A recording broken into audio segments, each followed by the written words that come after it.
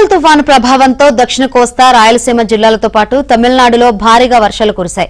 దీంతో పలుచోట్ల రవాణా వ్యవస్థ నిలిచిపోయింది. తమిళనాడులో వరదలు ముంచెత్తడంతో విమానాశ్రయం నీట మునిగింది.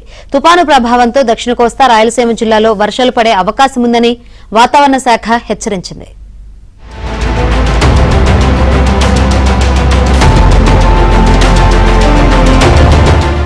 ఫెంగల్ తుపాను ప్రభావంతో దక్షిణ కోస్తా రాయలసీమల వర్షాలు కురుస్తున్నాయి. పలుచోట్ల భారీ వర్షాలు పడ్డాయి. వర్షాల కారణంగా విశాఖ నుంచి పలు విమాన సర్వీసులు రద్దయ్యాయి. తిరుపతిలో భారీ వర్షాల కారణంగా విశాఖ, తిరుపతి విమాన సర్వీసులను రద్దు చేశారు. మరోవైపు చెన్నైలో తుపాను ప్రభావం తీవ్రంగా ఉండడంతో విశాఖ, చెన్నై విమాన సర్వీసులను కూడా రద్దు చేస్తున్నట్లు విమానాశ్రయ అధికారులు తెలిపారు.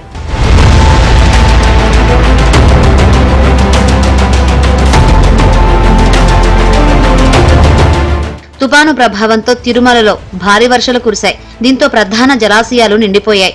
రెండో ఘాట్ రోడ్లోని చివరి మలుపు వద్ద కొండ చర్యలు విరిగిపడ్డాయి. గోగర్భం జలాశయం 2 గేట్లు ఎత్తి నీరు విడుదల చేశారు.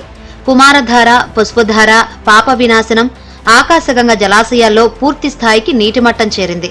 అన్నమయ్య జిల్లా రైల్వే కోడూరు నియోజకవర్గంలోని లోతట్టు ప్రాంతాలు జలమయమయ్యాయి. గుంజన నది ఉధృతంగా ప్రవహిస్తోంది. దీంతో పరివాహక గ్రామాల ప్రజలను అధికారులు అప్రమత్తం చేశారు.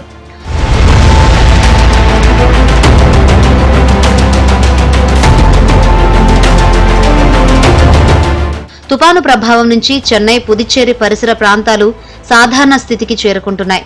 వర్షాలతో మునిగిపోయిన ప్రాంతాల్లో ప్రభుత్వం సహాయ చర్యలు ముమ్మరం చేసింది. నీటి ముంపు ఎక్కువగా ఉన్న ప్రాంతాల్లో రిలీఫ్ క్యాంపులు ఏర్పాటు చేశారు. చెన్నై, పుదుచ్చేరి పరిసర ప్రాంతాల్లో ఉచిత ఆహార పంపిణీ కేంద్రాలు ఏర్పాటు చేసి ప్రజలకు భోజనం అందిస్తున్నారు.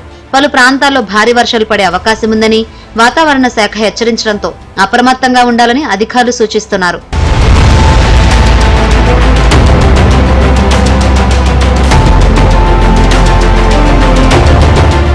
భారీ వర్షాలకు చెన్నై విమానాశ్రయంలో సైతం నీరు చేరడంతో విమానాల రాకపోకలకు తీవ్ర ఇబ్బందులు ఏర్పడ్డాయి. చెన్నై విమానాశ్రయంలో ఓ విమానానికి త్రుటిలో ప్రమాదం తప్పింది. ఇండిగో ఎయిర్లైన్స్ ఎయిర్ బస్ విమానం ల్యాండ్ కావడానికి ప్రయత్నించగా ప్రతికూల వాతావరణ పరిస్థితులతో నియంత్రణ కోల్పోయింది. దాంతో తిరిగి గాల్లోకి ఎగిరింది.